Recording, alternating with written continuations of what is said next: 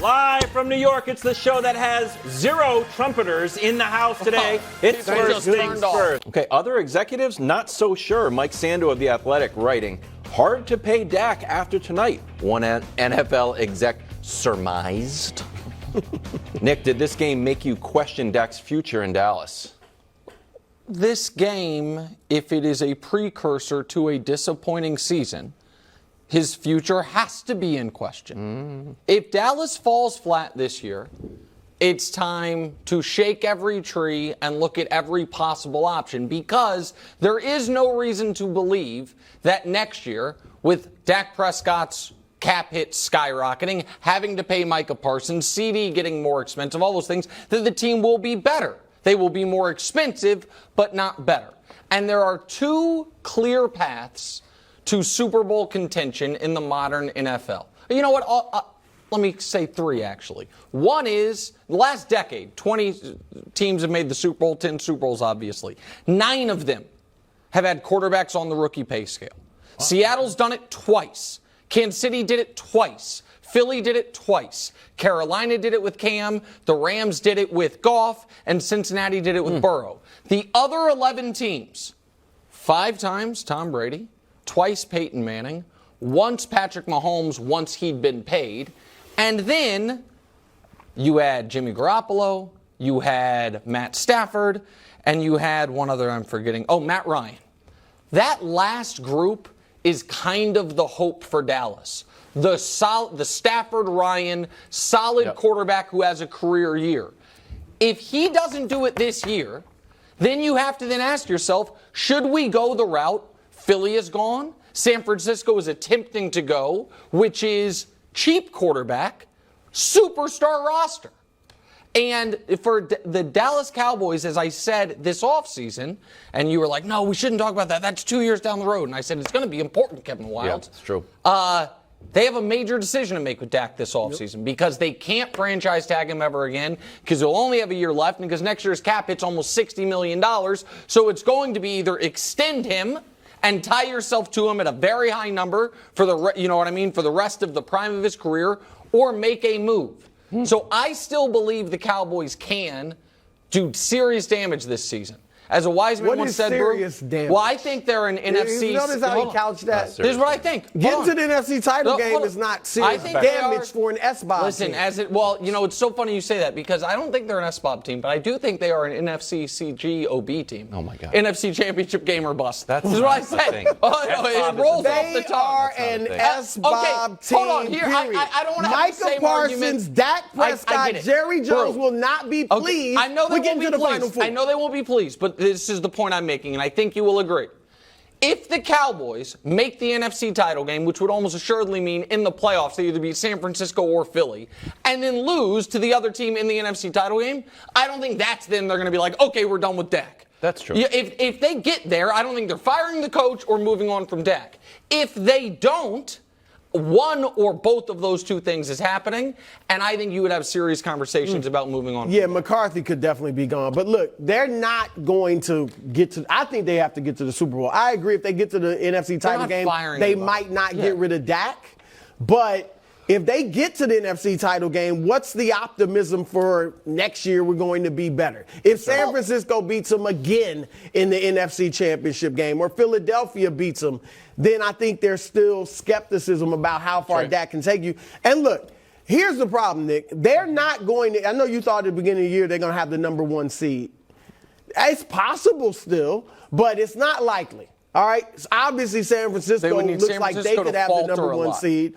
But Philadelphia is undefeated. Now, they play them twice, so they get a chance. But they're not better than Philadelphia. Maybe they'll split, but they don't – I mean, and then that's not even to mention Detroit.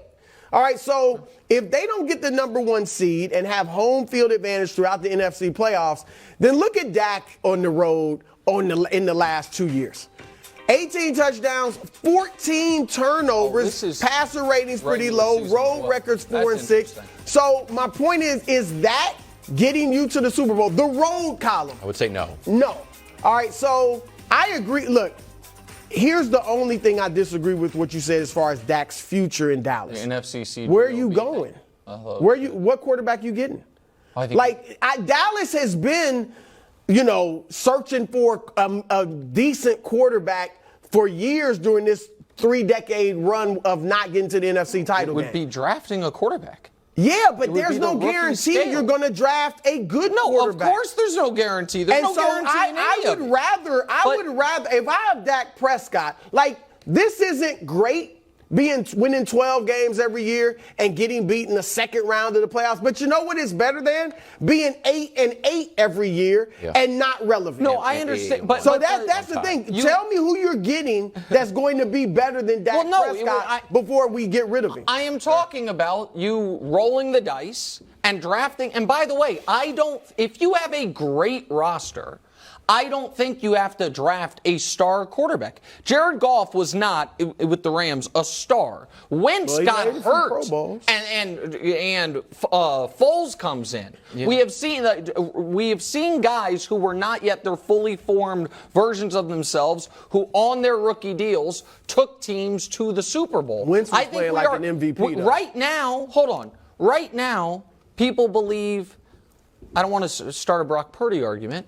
But Brock Purdy is not, I don't think, considered by most a star quarterback at the moment. And people believe his team can make the Super Bowl because they have all this talent around him. Because he's making $900,000 a year. And so that would be, you would be certainly opening up the far lower floor, but maybe a higher ceiling. Again, that is it. If I don't even the think Cowboys Jerry does that, though. He loves Dak. He drafted Dak, You love someone until they break your heart enough times. I get it, because I don't think he's getting you there. That was personal, huh? What was that one about? Where we go there? Okay, remember I told you that story about when Jason Momoa was in the store with me? You tell a lot of stories. You remember that one? How you saw Jason Momoa and you I was in the Ralph Lauren Soho store, and I'm a handsome guy. I'm very debonair, to be honest with you. And Jason Momoa came up behind me, and I felt just like a little cup of milk. I felt like a total fool. Maybe Dak is not bad. He just ran into the 49ers. Well, that's what's prompting this whole thing. He'll never get past the 49ers. Maybe it's because the 49ers defense is so good. This is what the 49ers defense has done to everybody. Now, granted, you can tell me Dak is better than all those guys. Matthew Stafford in his Super Bowl ring would probably disagree. But the 49ers are just Joshua Dobbs. Dobbs is good. Yeah. When Kyler comes back, there's going to be an awkward conversation. And here's the 49ers defense this season. So there just might be a case where it's like, man, we can't beat these guys. I don't care. Right. If you don't have Patrick Mahomes, you can't beat them. Right. It's just the way it is. But the problem is with your analogy is if you had to, if you said Ralph Lauren Soho, if they were like, we're only going to serve the handsomest man here, and he was there every day, you'd have to pick a new store. Yeah. If you have to go through the Niners, and if Dak proves by the end of this year he can't do it, then you have to change things up. Nobody can do it, though. Listen, this is the overreaction stuff. They might lose this week. Somebody's going to do it. The Chiefs did it last year, hung 40 on them. Okay. That's not a Brock Purdy, Jimmy G thing. That's a hung 40 on that defense. That's Patrick Mahomes. I understand. And so if you can't get Patrick Mahomes. And they weren't as good last year either, as good as they were. The Niners defense might have been. The defense might have been. And so you've got, my point is, if you are, I don't think they're an SBOB team, but call it that. If you are on that periphery, and a year where seemingly, now maybe someone will say the Diggs injury changed things so dramatically. I don't think that's the case. Where things are, for all intents and purposes, as expected, and you end up falling way short, then you must shake the snow globe in a dramatic manner. And to me, that would be looking at what you could get back for, I know Dak has a no trade, but if he would waive it, what you could get back for him in a trade, and what the quarterback class looks like, and what is a deep quarterback class. But the only one you're fairly certain of is Caleb. And you're not going to get Caleb. Because every year it's like, but you weren't certain about Dak. Dak was a fourth rounder. They wanted Patrick. No, I know. We're not certain. And now we're having this conversation. We're still not certain. Dak, the best quarterback in Texas? Dun, dun, dun. Not sure. This is absolutely why I said 2 weeks ago or 3 weeks ago, whatever it was, that Micah Parsons should not have a podcast. And it's nothing against him. He's 24 years old. He's young. He hasn't won anything like a Draymond Green if Draymond says this, it's no big deal because he's Draymond Green. He's a veteran. He's won championships. The Kelsey brothers, they've won championships. They're veterans. They've been through some things. Micah is being honest, and that's just some of it. He also said it started with the preparation. They out-schemed us. That's just the truth of it. They were prepared for everything we were in. I mean, and then you heard the hats off. I mean, I don't think he's trying to call out his head coach. But he is. But that is exactly what he is doing. He's being honest. He's being truthful. But guess who doesn't need to hear that? The public, okay? You can meet with your coaches privately. Coach, man, we weren't ready for that's fine. But to say this publicly, that's the Cowboys culture that I'm always jumping on that Jerry Jones has created because he's going to talk tomorrow and say some nonsense or tonight. Jerry now his best player doing the same already thing. talked today. Yeah, now maybe and he probably also said will some talk nonsense. tomorrow. All right. A lot of what Bruce said, unfortunately, is true. Is that, and this is I said it last time, it's less to me of an issue of it being a podcast and more of it being a solo endeavor. And him not having someone there. I don't want to sound patronizing because, again, Micah Parsons is far better at podcasting than I would be at playing football. So he can dabble in both worlds. It's a great podcast. Yes. But what's a great podcast isn't necessarily great for the locker room. And also, there are just things when you just have an open mic and it's 40 minutes to talk. You know what spills out? Honesty. Yes. And unfortunately, that does create a great podcast. It's not necessarily the best for what the messaging the Cowboys want to get out. Now, what I do want to say, because there does seem to be almost a fatalistic nature about where the Cowboys are right now, that the last 3 Super Bowl champions, now I don't think Cowboys win the Super Bowl, but follow me down this road, all now shared something with the Cowboys. They had a team in their conference that seemingly owned them until they didn't. And we can show it to you right here. The Chiefs had lost 3 straight to the Bengals till playing them in the playoffs and beating them. The Rams had lost 6 straight to the Niners. The Rams is a little different, though. Why? Because they brought in Matt Stafford. He wasn't the quarterback for all 6 and of those losses. No, but he was for 2. And same with the Bucs with Tom Brady. Hold on. But the Rams and the Saints swept those teams in the regular season. So you can find. How many of them were blowouts? Call it. The Saints beat them 35-3, and so. But Brady was new. Okay, well, all right. If we want to parse it to where it is, I mean, they wear different jerseys as well, Brew. Which team got beat 42-10? Okay, but Brew, by that methodology, we could say the Niners are a drastically different team because they had Jimmy Garoppolo playing quarterback for one of those games. The point that I am making is the last 3 Super Bowl champs had a team in their conference who had beaten them that year and beaten them in years prior and was on a decent length winning streak against them. And then they played in the playoffs, and the team that hadn't gotten over finally got over. So this idea that the Cowboys' only path forward is going to be if Philly beats San Francisco and then Dallas beats Philly, I reject that. Yeah. But I also think one of the things working against Dallas is if they play again, Shanahan will have the Niners better prepared than McCarthy will. Shanahan is better at schematics than McCarthy is. All of that. Graphic, any. What? I mean, the graphic had, like, if you have Tom Brady or Patrick Mahomes. Well, Matt Stafford. Or Stafford. Wait a second. Matt Aaron Donald, and that team was cooking. Wait, hold on a second. No, it's the truth, Nick. This is your pick. I get it. You're defending Dallas. Hold on. Before Matt Stafford went on that play, before he beat the Niners in that playoff game. Stafford was somewhat lucky. I mean, because if the interception isn't dropped, they lose that game. And what was his playoff resume? Non-existent. Not impressive. Worse than Dak's is right now. And you say they have Aaron Donald. He looked like a better individual quarterback. Okay, well they also added They added Von Miller and Odell Beckham OBJ. Jr. So maybe the take is like, hey, you have to go out and get 2 superstar players. Sure. Or maybe the take is that in this league, you only own a team until you don't.